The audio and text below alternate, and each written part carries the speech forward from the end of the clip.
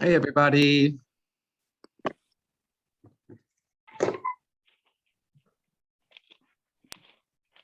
Hope everyone's having a good morning. I just started the day with our first presentation, guided meditation with Lori Bianciotto. Ended just a few minutes early, so sorry if you missed us. Really excited for our next presentation. Give you a word from one of our sponsors. But before I do that, on the presentation that was recorded or rescheduled for later this evening, I have sent out another email with that link separately via Eventbrite, just to make sure everybody has that. I am going to pop that link in the chat as well. Give me 1 second.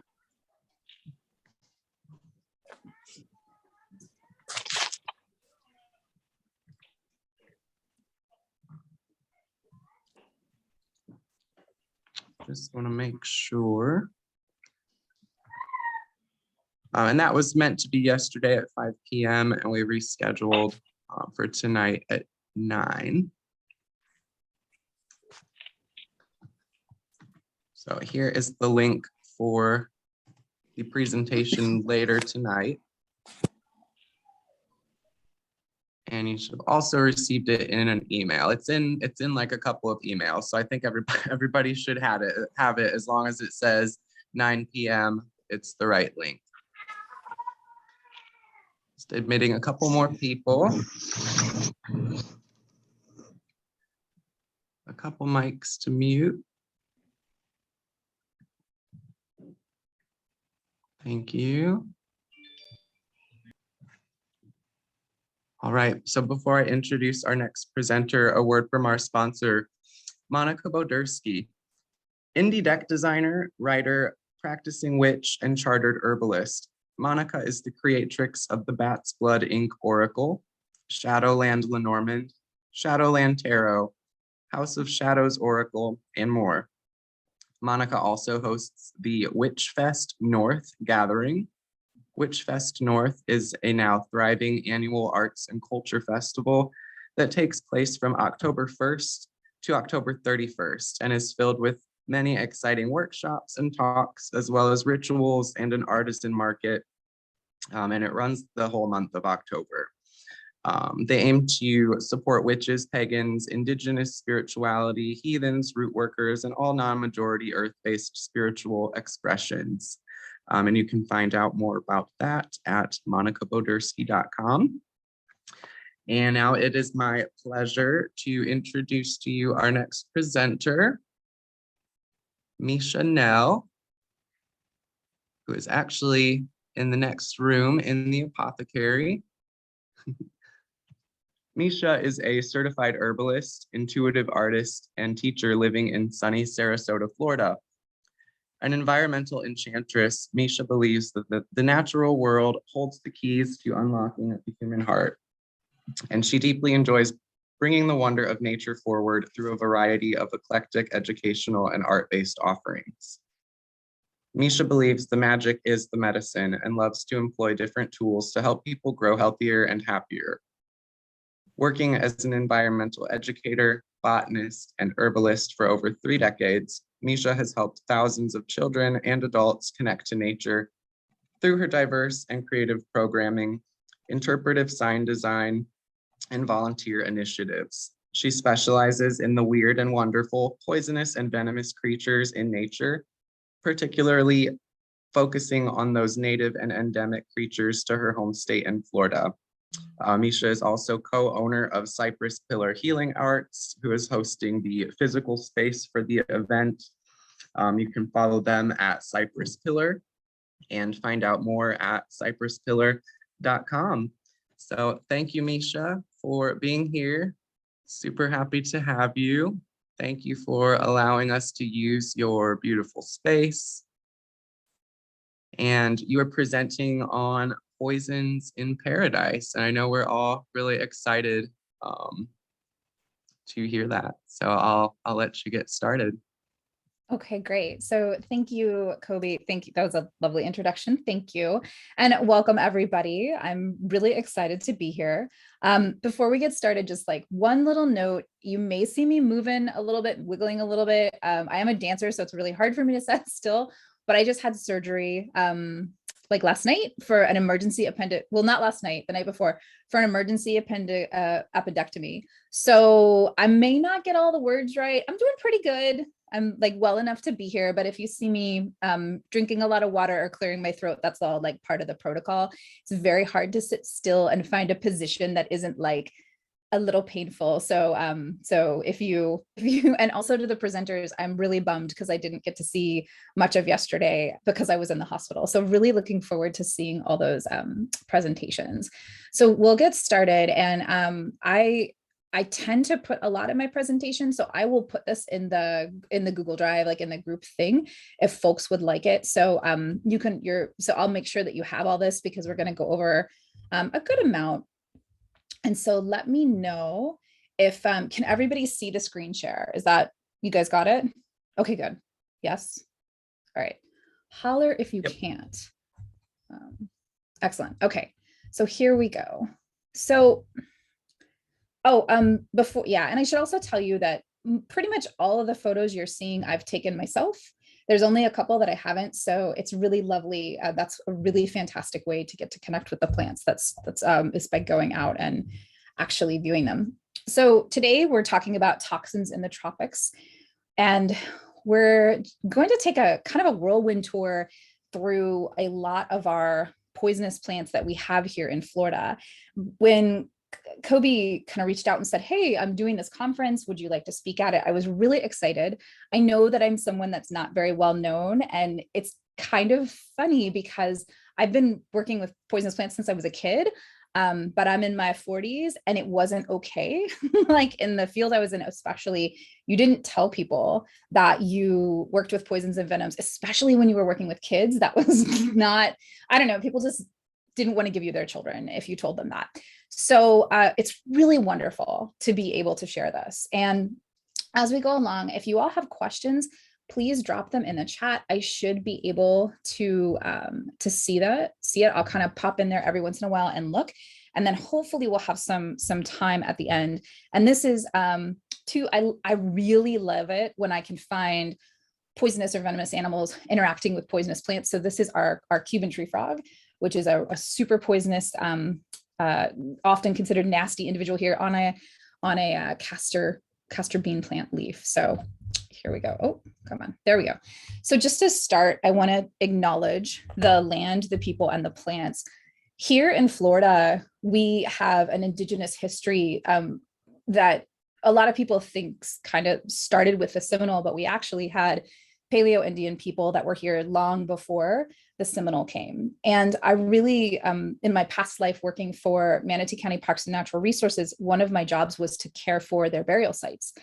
And I became really connected and very close to many of these people whose histories have really been lost, that we're kind of only still just kind of uncovering and learning about. So I like to acknowledge them and really honor them, because as you'll find as we go in this presentation, so many of these plants are like, they kind of get vilified, but the indigenous people knew very well how to work with pretty much all of these. And they understood the land, they understood the plants, they understood the medicines. The land around them was their apothecary, it was their pharmacy. So acknowledging certainly the Seminole, who are here now, and the Miccosukee, and in my area, the Paleo Indians of the Tocobago and the Calusa, and also most likely the Uzita, who were the original inhabitants there, and just really offering thanks to the ancestors who were removed from this land when the Spanish came. And of course, just like tremendous gratitude to the land itself and the plants for being willing to work with us. And just really showing us new ways to find ourselves. I used to tell, when I worked for the county, I would train educators and I would tell them, it's awesome if you can learn the birds. It's awesome if you can learn. It's Florida. We get a lot of people that specialize in marine science because everybody wants to I don't know, work with dolphins, and that's awesome. But like, you don't see those very often. But if you can learn the plants, there's a pretty good chance that they're always going to show up for you. And so I just always have such gratitude for them. All right. So just just a little bit about me. And as you're looking at this photo, I'm curious if anybody knows what plant, well, kind of plant in this photo. Yes, we can. It's not really a plant that I poisoned myself with, because there is something poisonous in this photo that I didn't realize. And this was on, I think it was New Year's Day of 2020. So perhaps it was a good indication of how the year was going to go. But as Kobe said, I have worked in the field of environmental education for well over 25 years. If you were on the chat last night, I told the story about how I grew up playing in poisons, because in my family, it really wasn't a big deal. You just knew, like, hey, don't eat that fruit, and it's fine. You could still be around the plant, you could still interact with it. I was really, really lucky. My father was an amazing gardener. He was very deeply connected to the natural world. And he taught that as long as we approach things with respect, we usually would be okay. And I've spent most of my life working in environmental education. I was really blessed to kind of get into the field before there were a lot of avenues in. And I always loved teaching people about the things that were unlovable and the things that people were afraid of. I have a BS in botany and fine arts and a MS in environmental education. And I have a whole bunch of different certifications, but I've switched tracks because working for the man, because I was actually in actual county government for 13 years, and it just got to be really, really hard. And part of that is because the approach that's taken when they're working with the land is very aggressive. And kind of the more I opened my heart, the more I started listening to the plants, the less I could actually function in that kind of environment. So now I work at a healing arts center that my husband and I started, and I've become the herbalist here. And you can see, if you look in the picture, you can see some of the herbs behind me. And yeah, it's really wonderful to be able to be here and share that. And so the element that's in the photo that's poisonous is the red lichen. Sometimes it's called Baton Rouge lichen, sometimes it's called Christmas lichen. It actually is poisonous, which I found out. Oh yeah, you could just drop it in the chat, Akima. Yeah, so accidentally, because I touched it and then I made a joke about licking it and sticking it, and actually did lick my finger and wasn't thinking about it. And it's got the calcium oxalates, which is often described as 1,000 tiny needles in your mouth. And I can verify it is. So that was a very not super exciting discovery, but it was neat to learn that one. And a good lesson on, be careful when you're out in nature, and you should know better at this point. All right. So one of the things that I really want to, and there's amazing presenters in this entire, Kobe really did an incredible job bringing so many different people together. And when I was thinking about, what to offer, it felt like it would be really lovely to talk about some of the plants that maybe don't get shared as much. And really also emphasize that there are a number of different reasons to work with these plants beyond just like entheogenic properties. So truly, there is value to poison as medicine, both for a medicinal value in Western and Chinese herbalism. We work with these plants a lot, and also spiritual as well. And so if everybody probably knows aconite, which is the plant in this photo. What you may not know is that there is a Chinese medicine called Yunnan Bai Yao, and it actually has the fuzi.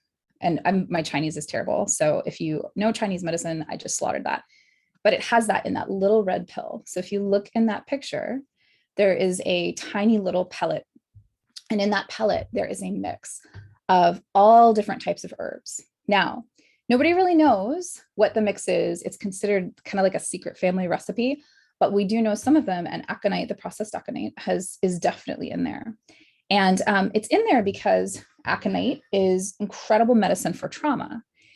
And I share this because I think a lot of times when we think about the poisonous plants or like working with them, we may not think about them from that medicinal side. And I can tell you that this plant absolutely saved my life. A year ago, I'm sorry, 2 years ago tomorrow, actually. So it's really neat, like the timing of all of this. I was in a very bad car accident. I passed out while I was driving and I rolled my car 3 times. I suffered a collapsed lung. I had blood in my lung. I aspirated vomit. I had glass in my lungs, and I died on the operating table.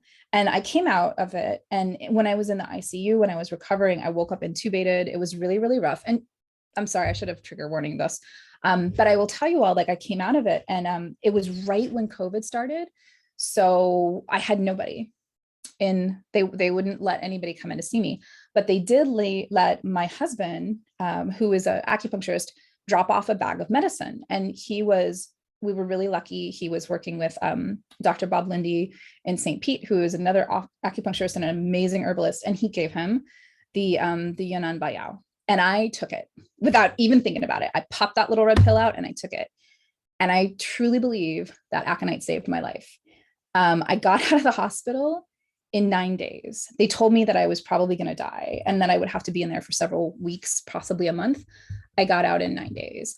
I also had, I wound up having both bacterial pneumonia and regular pneumonia. Sorry, words are hard right now. And I wound up working with plantain and usnea and some other herbs. And yeah, Erin, I am the one she's talking about. Yeah, this is probably the story that Catherine tells, because I was actually in one of her classes as that was happening.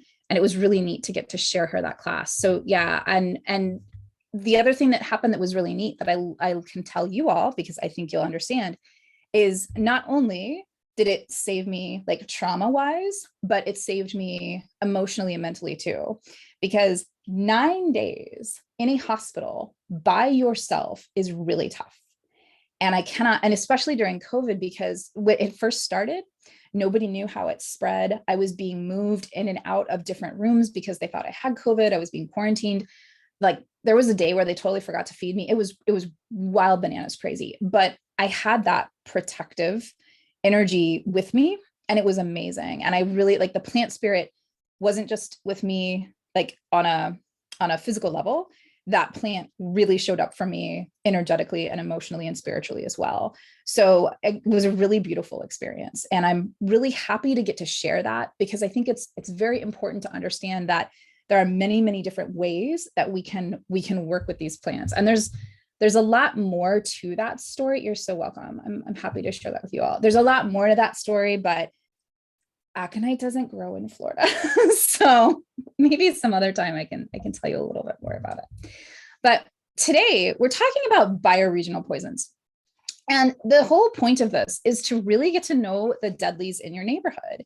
In herbalism, when we talk about bioregionalism, we want to focus with plants that are commonly in your area.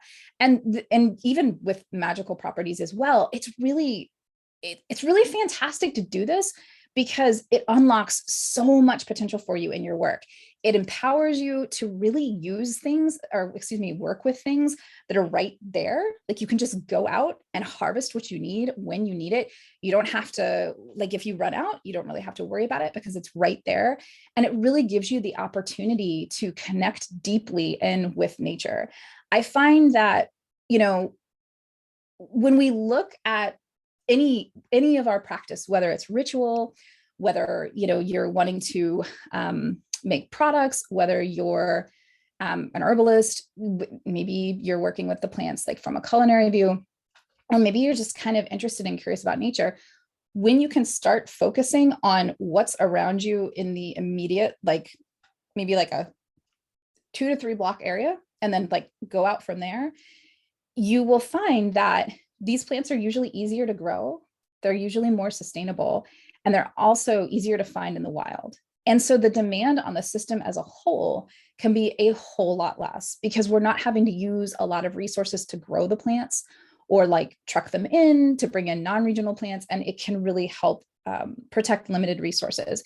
And above all, when we look at our plant, like our plant spirit medicine and our plant practice, through the lens of bioregionalism, it helps us to connect more deeply to the world around us and in turn to the land itself. So last night we were talking, some people were talking about like, well, you know, how do those connections happen? And I think that this is something that's really important to understand. I'm not saying if you really enjoy Datura, like break up with her. I don't recommend that. She's probably going to be pretty pissed if you do. So don't do that. But understand that by starting to learn some of the really cool plants in your area, you can really get into a place where it helps you just connect in even more deeply with those allies that you already have. And this photo is a giant Florida katydid that was hiding in some poison ivy last summer. Okay, so how do we know like what exactly is a bioregional plant? So we're gonna break it down into natives, exotics, and invasives. And for our purposes, we're not going to get too worried about this, but I wanted to cover this for anybody who might not know, especially if you're going out and harvesting. Coming from a land management background, part of my job used to be to bust people that were wildcrafting, and it absolutely sucked. I typically did not bust them. I typically like just told them to like, I'm going to turn around and whatever you have, put it in your bag, and I didn't see it. But because some of our sites were like Native American burial grounds, we really didn't want people pulling up the plants that were rooting into those burial spaces. Everything in our area was also highly protected. We did have a lot of endemic species, which means they were found nowhere else in the world. So if everybody harvests some, there was a really great concern in the land management community that the plant would somehow disappear. So kind of knowing whether your plant that you're meeting, whether it's native, exotic, or invasive, can really help you if you do decide like, hey, I really want to take some of this home. So the natives are species that are supposed to be found in an area. I'm a Florida native. I was born here. I'm a very rare breed. They are species that usually either they occur there or they grow there, and it's considered that they've been there pre-European invasion kind of thing. And typically we see the natives are part of a wider whole. So you'll see other animals and plant species living with them. So there might be the plants might be a host plant for something like a type of butterfly or a caterpillar. And so there's usually a lot connected to them. And sometimes they can be rare. So if there's ecological pressures like habitat loss or over harvesting or the exotics, then they can start to become scarce. And usually collection isn't welcome. So this makes it a little tricky sometimes if you're an herbalist and you want to wildcraft something that's native like goldenrod. A lot of times land managers aren't super hip to that. But if you prefer to collect something that's invasive, they will literally give you the keys to the kingdom and you can take as much as you want, which is really awesome for things like rosary pea. And so exotics are species that are not from an area. So I used to tell people in my classes, please raise your hand if you were not born here in Florida. If you're just visiting, you're an exotic. If you moved here, you're invasive. So that can kind of, and sometimes people would get a little offended at that, but it brought the point home, right? So exotics are usually things that are not from an area. Typically, they can be really invasive because there are no checks and balances for them because they're not part of the system. What happens is they don't have predators. They're not a host plant for a caterpillar that will kind of help keep it in check. There aren't browse animals that will eat them to help prevent them from really taking over. So they don't always have to be exotic. They don't always have to be invasive. Bermansia is a great example. It is not really invasive, but it is considered to be exotic. And usually if there's an exotic in an area and it's not invasive, the land managers are usually okay with that. People are usually okay with that. And then we have invasives. Natives can actually be invasive. We definitely have a couple of species in Convoluciae in the morning glory family that are actually quite invasive, even though they're native, and they can actually take over an area. If you happen to live in an area where you've got some invasive species, they are amazing hedge plants. So one of the fun bioregional things to play around with, if you can find those invasives, they tend to make amazing hedge allies. So like we don't have blackthorn here. We don't really have the holly that you would think of as a hedge. But we have things like Australian pine and we have air potato, and they really do just kind of blanket everything and really cover over. Rosary pea does as well. They usually don't have any predators. And so because of that, they're really hard to remove and they're really hard to control. So if you decide that you want to, like, here's a giant rosary pea pod complex here. If you are a bunch of pods, it's really awesome. If you decide like, hey, I'm just going to take a bajillion of these, they're usually nobody cares. So the reason I want to get that really straight is because all of those, like, I consider all of that to be bioregional. I love all of it. Some people will tell you like, no, it's just the natives. But I think it's really important to understand that the progression of plants growing in a landscape isn't just a snapshot in time. It's not just, hey, it's everything that's here right now. Like, that's native. We consider Plantago major, plantain, common plantain. A lot of times we consider that a native, but there's evidence that it wasn't in like North America, some of the different plantains, until the Europeans like brought it with them. There's a reason that some places called it, like, literally, like, it translate the name translates like white man's footsteps, because like everywhere they went, it went.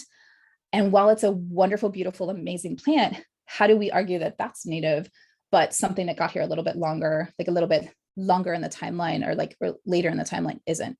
And for those we call naturalized, and there's a whole bunch of different beliefs in that. But for our purposes, we're gonna look at all of them because it's way more fun that way. So we'll get into the tropical poison allies, and I'm going a little bit quickly because I know that this is a pretty short presentation. And when I sat down to ask the plants who wanted to be here, there were a lot. So I'm going to go through these, as best as I can. And I am kind of keeping an eye on the chat. There's some really great conversations about responsibly wildcrafting and finding places where it's legal and safe to do, and to learn to doing so ethically without harvesting or harvesting of endangered species. And absolutely. And that's something that last night, Tom mentioned that when he goes out foraging for mushrooms, he cleans the earth first. And my heart just like skipped a beat when he said that, because I was like, oh, he gets it. It's really wonderful that, he goes and does that, because even as he's taking, he's giving and really giving something back. And so it's important to understand that a lot of these places, it's not as simple as like, I can go collect these. And that mentality, that perspective is starting to change, which is great news. But it's important to understand that as we talk about, like, hey, where can I get whatever plant? Some of the ones I'm going to talk about are weeds, but some of them you can only find growing, or you can usually find growing out in the wildlands. And it's important to be able to know how to collect respectfully. And so we're going to kick it off with the native poisonous trees. So in Florida, we have we actually have a lot more poisonous trees. Most of them are exotics, so they've been brought in by other people. But the two that really kind of, like, if you Google Florida poisonous tree, the two that pop up are the manchineel and the poisonwood. So these guys are both typically a little hard to work with. One of the reasons for that is because it's a little tough. One, it's a little tough to find them.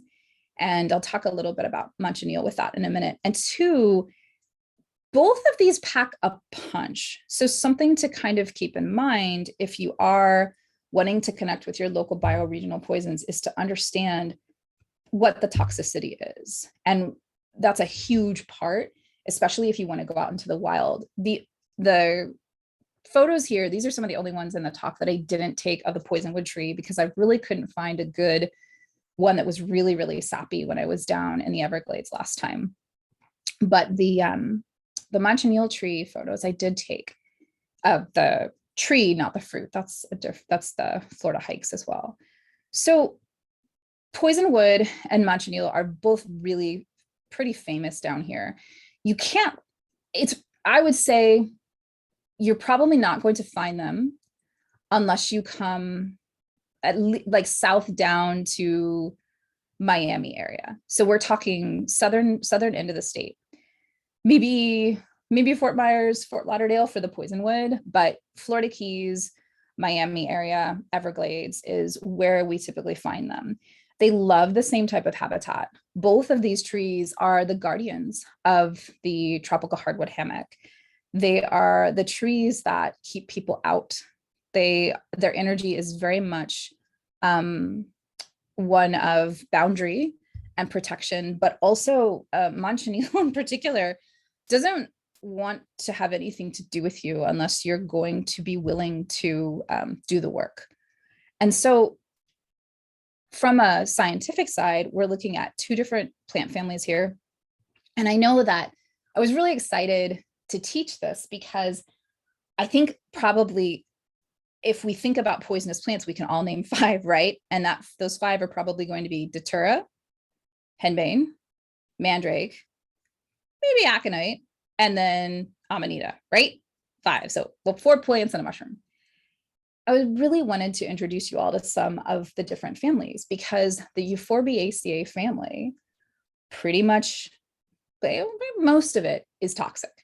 Anacaridaceae, a little bit, it kind of goes back and forth. So I'm hoping that this will give you all some ideas about some other places to go, explore, and learn and meet some of the other allies. So poisonwood is Metopium toxiferum. It's in the poison ivy family. And so that is poison ivy, poison oak. We also get mango and cashew. Those are all in the same grouping of plants. It gets its name because if you look at the photo on the right, you can see that it looks like it's bleeding like black sap. That is wet. So that's not like a resin where it came out and got dry.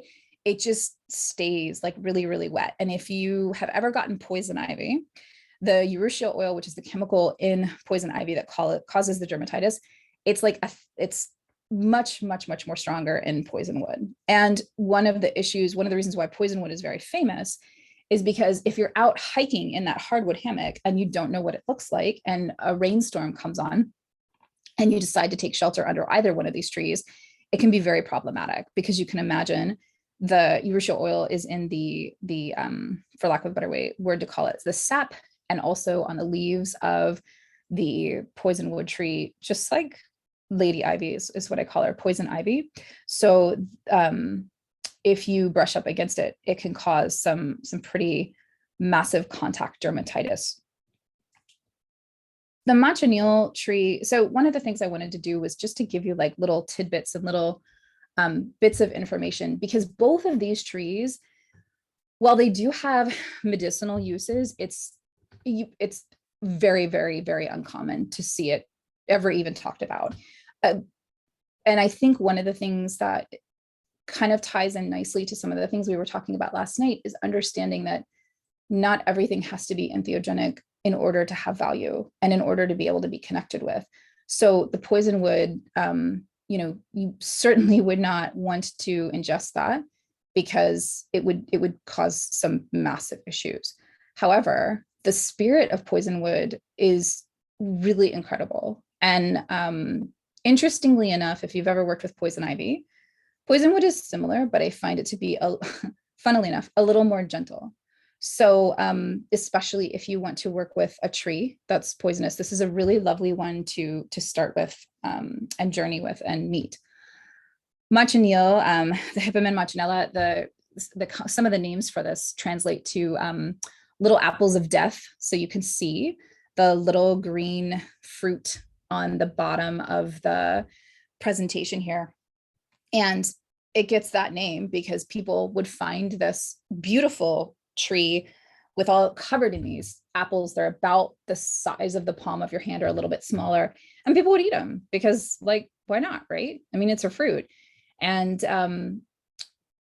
it's fairly toxic. Pretty much everything in the Euphorbiaceae family which is the poinsettias and the spurges, is considered to be like baseline. If you're gonna, they typically have like a milky, like a latex, like a white latex, air quotes, sap, if you want to think about that, because that's a word that I know people know. So they typically have that. That's usually very high in toxicity. But the manchineel in particular, there have been cases, I think in Kobe's group, there was a girl that interacted with a Mancha tree and got it in her eye. And she lived, but it was not a fun experience. And similarly to the poisonwood tree, it has dermatological effects. So that's like skin contact effects, mostly because if you look at the bark, it looks like it's been cut. Like it looks like it's like the bark is like cracking open, because the white latex will come out of that. So Mancha Nell is kind of in the same league for me as like grandfather tobacco and Brumansia. It comes as a master plant. So, and I typically don't use gender pronouns with plants, but he is very clear that is who he is to me anyway. Mancha Nell came to me in a dream in November of 2020. It was kind of towards the end of my car accident. I was recovering, I was still recovering, and I was really struggling. And I had a dream that I was in a forest and I was standing under a tree. And for many, many nights, and I kept having this dream, and I'm like, okay, cool, there's a tree, right on. And then finally I started hearing like over and over again in my dreams that I had that like what it was. And I remember saying to my husband, so, hey, how do you feel about going down to the Everglades to find this tree? And he said, oh yeah, sure. And he didn't think to ask which tree. So good. And it was kind of like after I had booked the camping spot that he said, wait, what tree? And because I think he had seen a YouTube video about the like the most poisonous tree in the world. And yeah, and then he figured it out, and he wasn't super happy about it, but we were going during the dry season, so there was very little chance of rain. And I mentioned in the last night in the talk that oftentimes the rangers will not even tell you where these plants are because there's a lot of fear around them. And Mancha Nell in particular is actually becoming more and more rare, almost to the point of they're thinking about listing it in the state, because so many of them have been cut down, because you probably don't want a tree that is considered to be the deadliest tree. It's really not, but you don't want that in your backyard. So the easiest place to go find it is in the Everglades. So I called all around. I actually went online to the online vascular plant database for IFAS extension in Florida, which actually GPSs the location of the plants, and every Mancha Nell entry had been redacted because they do not want people finding this plant. And so we went to the Everglades, and I just thought, okay, well, we're just going to go find it. And while we were on the trail, two rangers walked by. We'd already stopped at the visitor center. Nobody could tell me anything, of course. And while we were on the trail, two rangers walked by, and I asked them, hey, like, listen, I'm a botanist. I'm looking for the Mancha Nell tree. And they're like, yeah, we don't know what that is. And they beat a hasty retreat. So I'm pretty sure they did know, but for whatever reason, they weren't willing to tell me. And eventually we found it. And it was really amazing. And the thing that keyed us in was, unfortunately, it wasn't in fruit anymore, but there were apples all over the ground. And so it had left, like, it was neat. It was almost like walking down a whole trail of like these little, when the fruit is removed, iguanas, interestingly, will eat the fruit. So, and not have a problem with it and some different birds as well. So when the fruit either desiccates or it's eaten or rots and falls off, you'll find the seeds, and it's very typical for what the spurge family, the Euphorbiaceae seeds look like. And so I was walking like all along, like there was one or two, and then more and more, and then eventually we just had like this pile, and it led us right to the tree. So this to me is a great example of how you can work with these plants without ingesting them. Also, always awesome to work with them however you want. But I know that for some people, they're really curious on how, like, different ways that you can work with the plant spirit medicine. And for this one, it was kind of neat because I dreamed about this plant. It sounds so silly, but I seriously, like, it came to me like kind of the way you've heard people talk about like the inspiration in a song or in artwork. And I was dreaming about it. And then I started really checking in, I did some journeys with it. And then I really started honing in, and the chances of us finding it, it's really important to understand how big the Everglades are. And the chances of us finding it were actually pretty damn slim. We found a total of 2 the entire trip that we were there. So it was really, really exciting to find one so close to the trail. And that whole trail we were on was completely filled with poison wood. So we couldn't, it was very, and it was low, like hip height, like it had been trimmed down. So you couldn't really go off trail to kind of blaze a trail to look. So when you're ready, the plants really will show up for you. And Manchineel is one that, you know, if you look it up, all the information that comes up about it is like danger, death tree. And it definitely has some crazy chemicals in it, even some that are carcinogenic.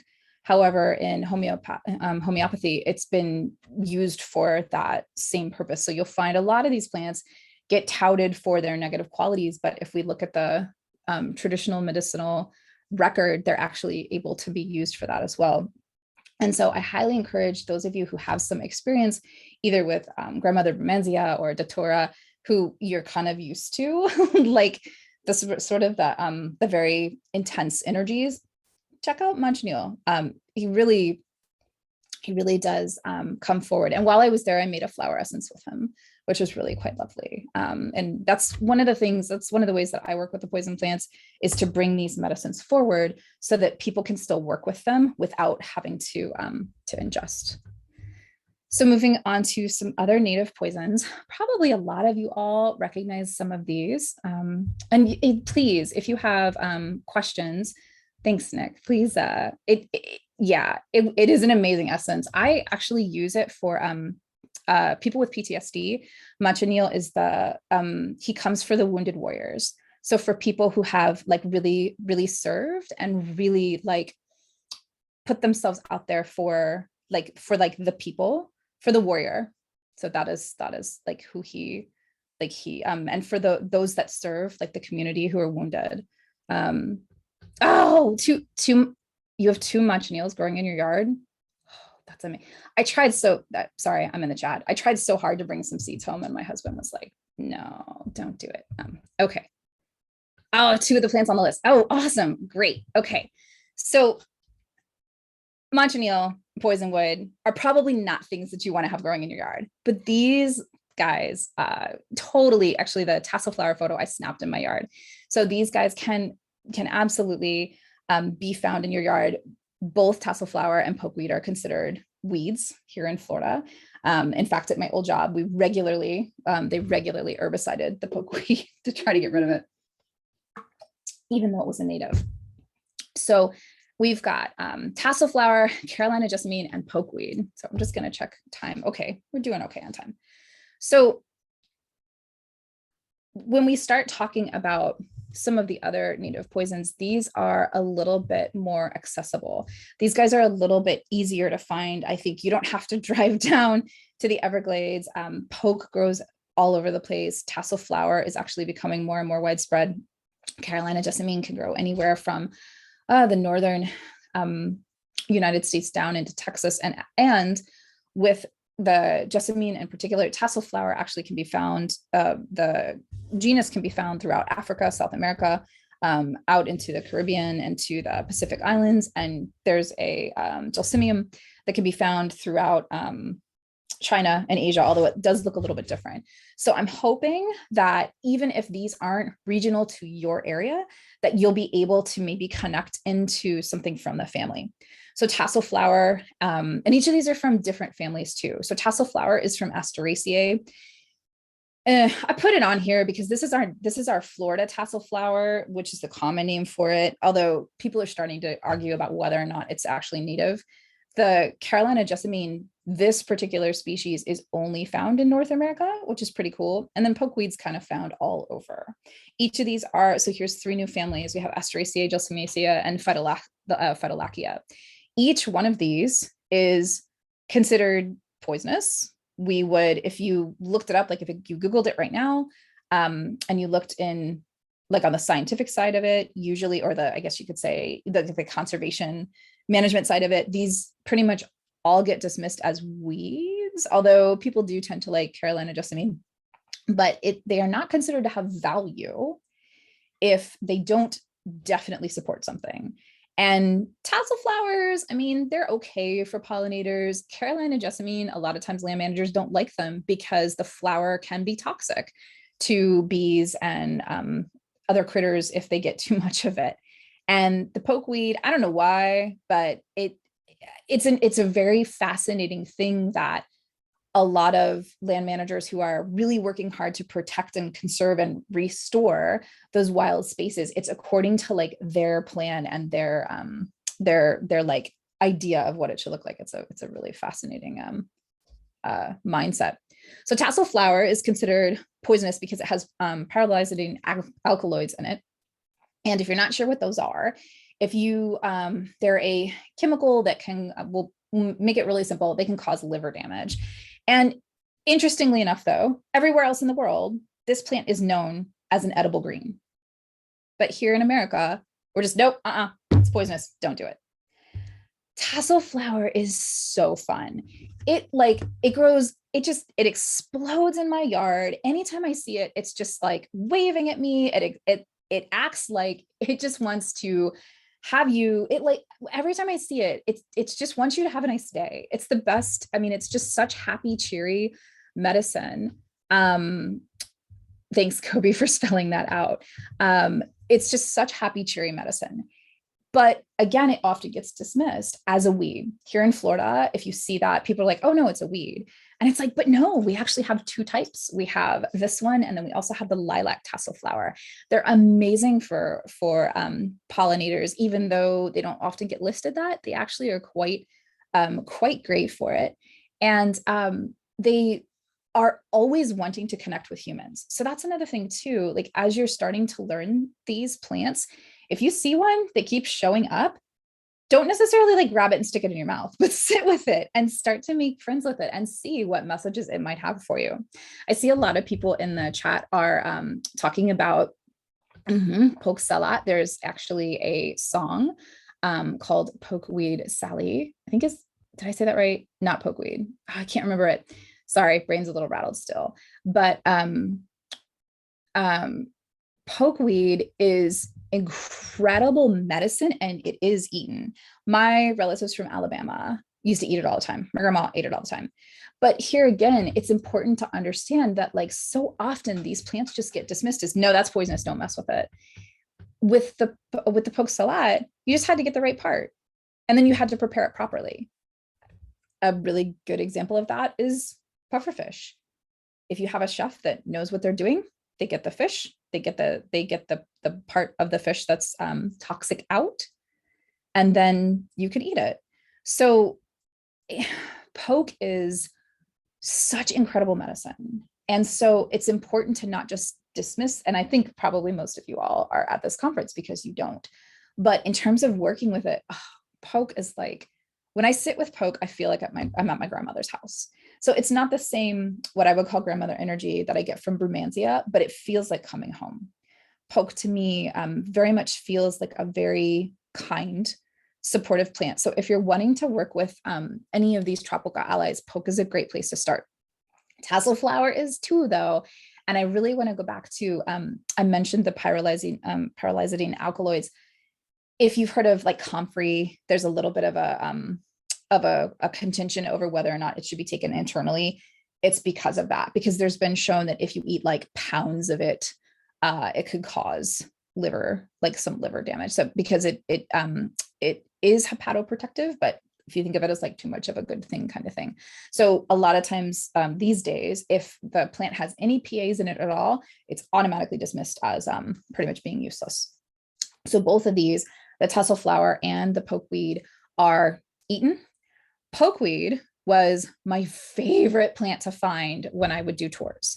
When I would go out, when I was, I will help you in just a minute with that nightshade croak. You were saying that you didn't find much about using this medicine. I've got you. So I would go out and take tours out, and I would have kids, and there was nothing. Like people always want the eagle to like land in the middle of the path, or dolphins to go swimming by. And, that only happens every once in a while. But if poke was there, I could show them so many amazing things about it. If you burst that berry, you get the most amazing purple color, and it will stain your hands for months. You got to be a little careful about that because, well, maybe not months, weeks. You got to be a little careful about that because Poke's medicine is as a lymphatic mover. So one of the ways that we use this plant here is if we have people that have things in them that need to go, and maybe some of our herbs that we would normally work with for that aren't working as well. This plant is incredible at like sort of like cleansing the lymphatic system. There's a, I can't remember her name, there's an herbalist on Instagram that talks about like taking one berry or one of the little fruits rather, and taking a little tiny bit of it and putting it in water and imbibing it to help just like cleanse the lymphatic system. And she does a really great job explaining like how to do it safely. It's an Appalachian tradition. So again, going back to like the people in the area who knew the bioregional plants, knew how to work with them. One of my teachers uses poke root as a topical for breast cancer because it's so great at dissipating. So if you think of it as coming in and like letting, like chasing things out, letting things go. It also is incredibly great. Like it's a very intense plant. So if you, the root especially is great for people who have an illness where they need to get it out of their system. Like it needs to be gone, like it needs to be flushed. So it's very, very powerful medicine for that. And you might not, I can't remember if, oh yeah, salva on the root for benign tumor. Yep. Yeah. And I think, okay, so Crow, you were saying that you're in Germany, I think. And it can be tough, yeah, because in your area, that's probably not a native plant. It probably has been like, it's probably exotic. And so there may not be the tradition of how to use it, but we can look to the areas where it came to get an idea. Carolina jessamine is another really, really super fun one. This is another one that like you look it up and it's nope, it's please, oh my God, don't touch it. Don't go near it. It will kill you dead. And yet it has so much incredible medicinal value. This plant, we have evidence that the indigenous people knew how to use it and how to work with it to cure hot, damp conditions, to things like yellow fever, things like malaria. And typically the root, although the flowers and the leaves could be used as well. I really like it. It's a very sassy plant because the flowers were also used to poison people. So there is evidence that people would collect the flowers and use them in that way. Please don't, disclaimer, please don't do that. But again, understanding that the medicine in these plants is truly incredible. And that the other thing to remember too is like Gelsemium, that genus, it only has, I think, 3 or 4 species. So not only does this plant carry amazing medicinal value that we're only just beginning to scratch the surface on, but there really aren't that many others like it in the world. And that makes it just incredibly valuable. I'm going to go through this a little bit quicker. I get really excited, so I want to make sure I get to as many of them as I can. I feel like probably everybody knows Lady Ivy, Toxicodendron radicans. And if you look to the right, you'll see another plant that has that word radicans in it, Campsis radicans, the trumpet creeper. So here we have another member of the Anacardiaceae family, the poisonwood, the mango, and the cashew. And you met Manchineel, and you met poisonwood earlier. And then we have another member of the Euphorbiaceae family, treads softly, Natiscola stimulosus, same family as Manchineel. So you might, if you're not as familiar with some of these other plant families outside of Solanaceae, you might start noticing like, oh, hey, like she said that word a couple times. And yeah, and if you can find plants in your area, in Euphorbiaceae, in Anacardiaceae, in another one that we're going to talk about in a minute, Apothecary, you can actually start to track the poisons and find more and more and connect across. All 3 of these plants are topically poisonous. Lady Ivy, of course, is I think we're all familiar with that one. It's got the urushiol oil, just like the poisonwood, at a lesser concentration, but still enough to cause a lot of problems and damage. Tread softly, you can probably see in the photo why it gets that name. It's got stinging, urticating hairs on it.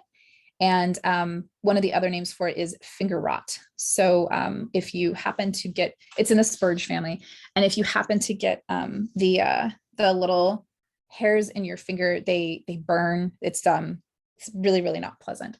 And then it also has that same milky white latexy sap that I mentioned earlier that's kind of a characteristic of the spurges. And then we have trumpet creeper, which is in the begonia family of all things, which is kind of a weirdo outlier. And again, it's considered to be not super great at all here in Florida. Even though it's native, it can become invasive. So we're finding more and more people are being told don't plant it because it can really take over. And even it's a great plant for hummingbirds. You can kind of see it's got those tubular flowers, so they really, really like it. But an interesting thing about it, again, is people just automatically, there's been like very small amount of cases of people having contact dermatitis from it. So instead of just saying like, hey, we need more research on this, it automatically goes into the no pile. And so as you learn about the bioregional poisons in your area, don't be afraid to question. Don't be afraid to research, do your research. Don't be afraid to like really dig in, because when you look at trumpet creeper, there's never been a study done on like dermatologically why it's a problem. We've yet to figure that out. And medicinally, it is known to be vulnerary, which means it heals wounds. So a strong decoction of the root is absolutely known to be both diaphoretic and vulnerary. So in other places in the world, we know that this plant heals wounds and is actually quite amazing at doing it, but it gets very much dismissed here because it just gets considered, oh no, you know what, that's poisonous, so let's not work with it. The tread softly, the nidosclosis is a famine food. So you actually can eat the tuber. It looks like a potato. And interestingly, even though a lot of the Euphorbiaceae family are poisonous, if you can cook them properly, you actually can eat quite a few of them. Chaya is a good example if you know that plant. So all of these plants, again, like there's so many different value to them, and all of them are quite lovely to work with. I really like treads, like of the three of these, if you were wondering like which one to work with, I really like tread softly. My experience with it was as a very young botanist, not realizing that it had those hairs. And I went out and I sat with it and I didn't know what it was. And I was told to collect a plant to bring it back to look at it. So I grabbed it and it didn't sting me. And I think that the reason for that was because the plant knew how stupid I was, or maybe not stupid, how misinformed I was. And I brought it back and I showed my teacher and he looked at me and he's like, how are you holding that? And I said, I don't know. And he's like, you know that, I mean, it's not, sometimes it's called bull nettle. It's not an actual nettle plant, but it has that same type of stinging action. And I just like, no, it didn't sting me. So it's very much a friend of mine that I enjoy working with and journeying with. Okay, so now we have the exotics. So these plants are not really considered invasive. I guess you could argue that the non-native lantana is, but these three, we've got Brugmansia. There's your Solanaceae family. Like finally we get to that family. Oleander, which I misspelled that, I'm so sorry. Apothecary, and Lantana, which is in Verbenaceae. Oleander got really super famous during COVID because there was some evidence that it could potentially be medicinally used to fight COVID. And that was very quickly dismissed by people who were, who immediately went into this place of like, oh no, you guys don't know what you're talking about, but fully based on the fact that it was a poisonous plant. But again, many of the Apocynaceae plants have been shown to have extremely great potential for fighting cancer and for also being incredibly effective against viruses that are hard to kill. So that was kind of one of the reasons that it was being investigated. One of the things that's important to remember with a lot of these is that, there's not a lot of research on them. And if it is, it can tend to be like super limited. We could easily spend hours talking about the research on these and how much or how little there is. And so it can be really, really tough to really narrow it down, because people always want to ask, like, well, what can I use? What can I do with it? And I usually tell them, well, you need to sit with it, right? And like work with it and then see what it tells you it can do. That photo of me was taken right after my car accident. That was the first time I was able to leave my house. The Brumansia was in bloom for me, and I just sat with her for as long as, or I couldn't sit. I stood with her for as long as I could. And it was glorious. It was amazing. And so the value of just being with these plants is incredible.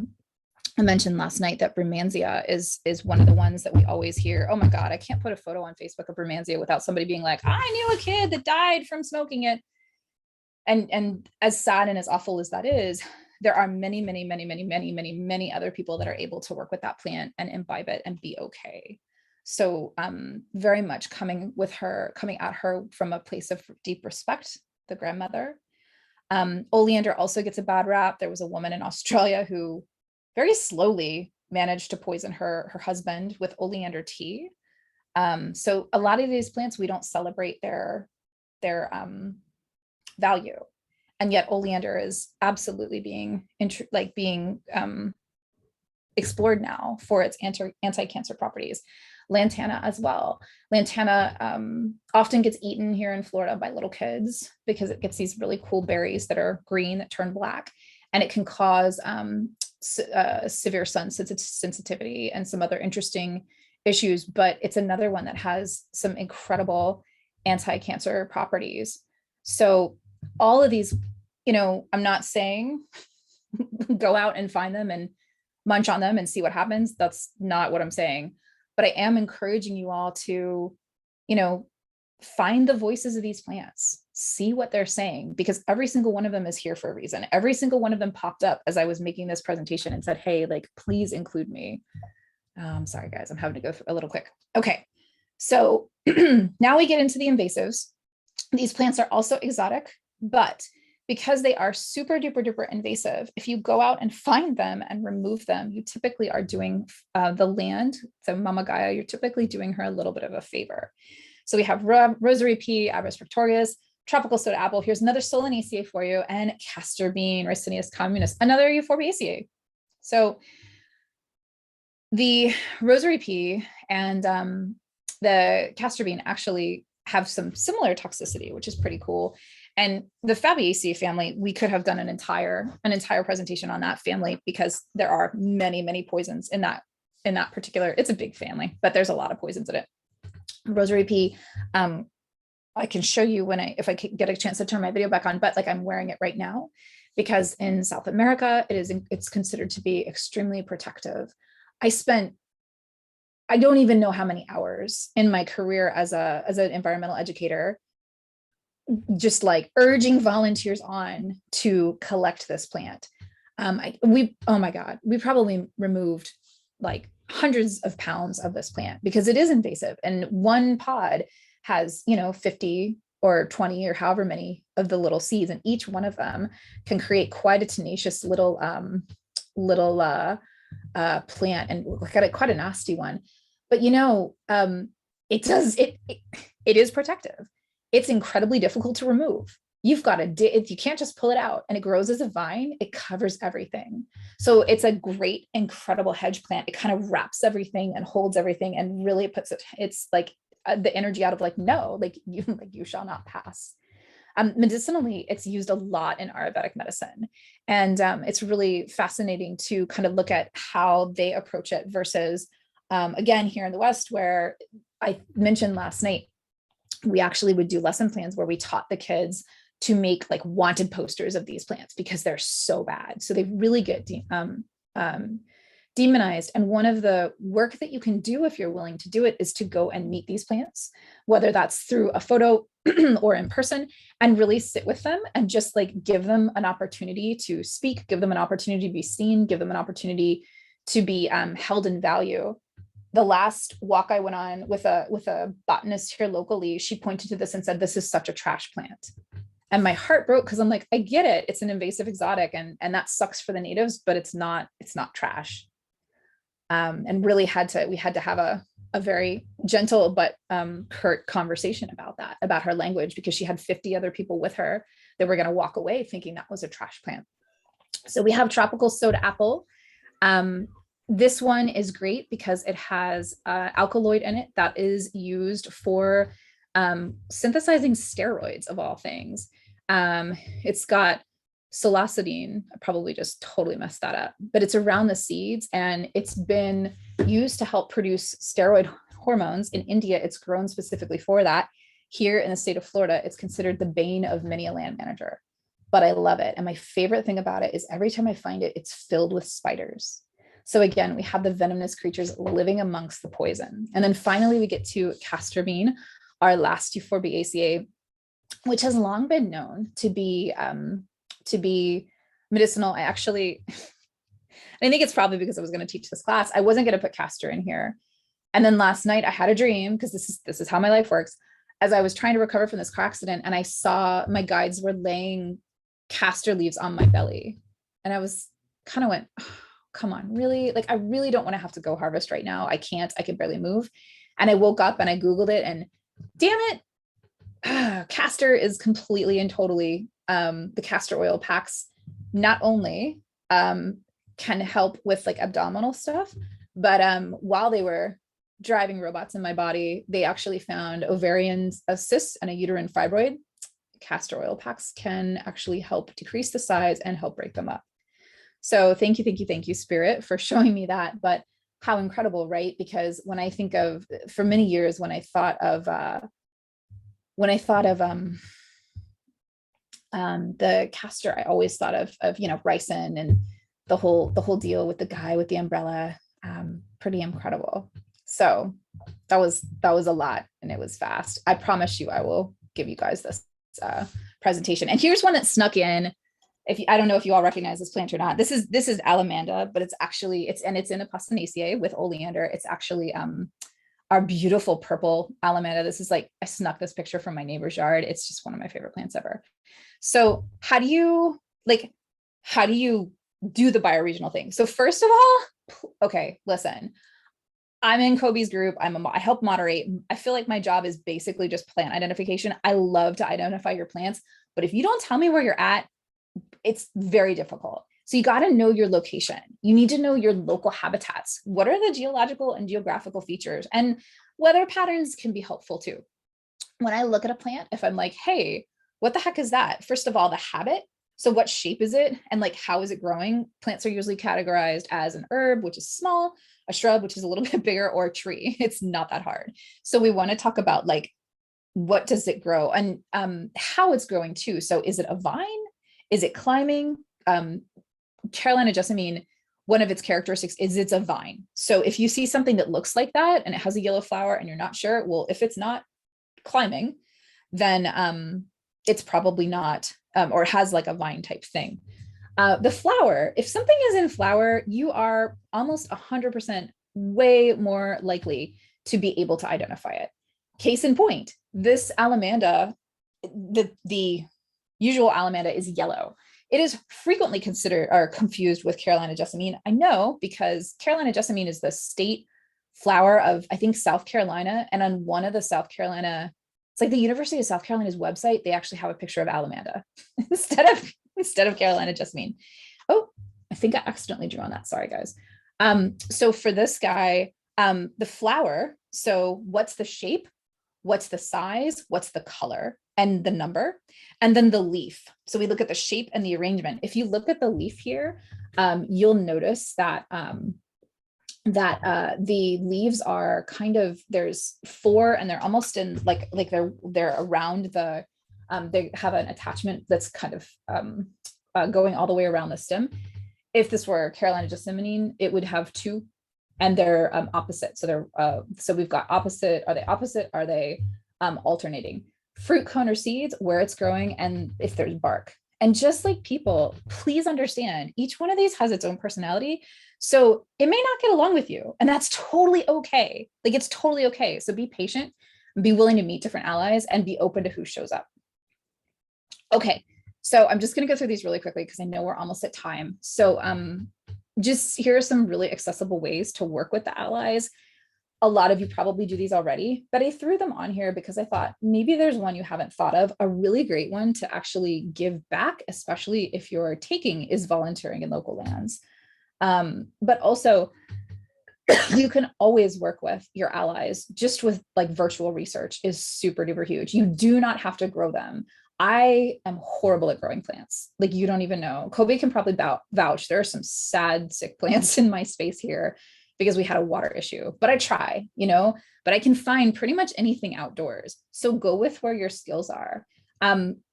Get creative, like draw. The bottom picture here is, I'm a botanical illustrator as well. And so this is a rare and endangered Minnesota apple cactus that I drew for an interpretive sign. So sketch, like some of these plants, they love it if you do art with them. Oh my gosh. And it doesn't have to be good, just have fun. Flower essences are an amazing way to directly connect with the plant spirit. You can absolutely do the food and drink or the herbal medicine thing. Just please do that responsibly. And then things like oils and altars and magical ritual work. In a second, when I turn this off, I can show you oracle cards are a great way. There's some really great decks. I loved that the person that we're sponsoring before me did oracle decks because like I use them all the time. Here are some references and resources for Florida specifically. The first one is the Atlas of Florida Plants. That is my go-to for plant identifications. And if you're in Florida or in the South and you do not know Mr. Dean from Eat the Weeds, the best resource for finding out whether or not something is poisonous, whether or not it's edible, and even if it is poisonous, like how much. And the first book, Poisonous Plants and Animals of Florida and the Caribbean by David Nellis, is probably the best book on poisonous plants that I've ever been able to find. And then the Florida Ethnobotany by Daniel F. Austin is pricey, but it is worth every penny. It is like the Bible of finding out what you can work with here in Florida. So if you'd like to connect with me, I'm on Facebook. I do usually do more on Facebook than Instagram because I'm old. My Instagram, Serpent's Kiss Herbals, is one I just launched, and I've been putting, I kind of use that as my home for native and poisonous plants. On our YouTube page for Cypress Pillar, I do plant profiles a lot that are, so you can find Carolina Jessamine in there. You can find Manchineel, you can find Rosary Pea for a lot more information about the use and the medicine and the spiritual as well. You can always hit me up via email. We do a lot of classes here at Cypress Pillar that are virtual. So I'm always happy to connect online. And yeah, please, if you guys have any questions, I will stop the share. And yeah, that was your whirlwind tour. So yeah, I'm happy to answer any questions. You can also email me. Happy to answer anything. And seriously, even if you're just like this, I'm not sure about this, I'm happy to answer anything you may have. So yeah. Oh, thank you guys. So that's your post-surgery crazy part. And thank you, Kobe, for having me. Well, if that was you post-surgery, I think that you are one formidable herb person. That was amazing. Thank you so much for that. Thanks.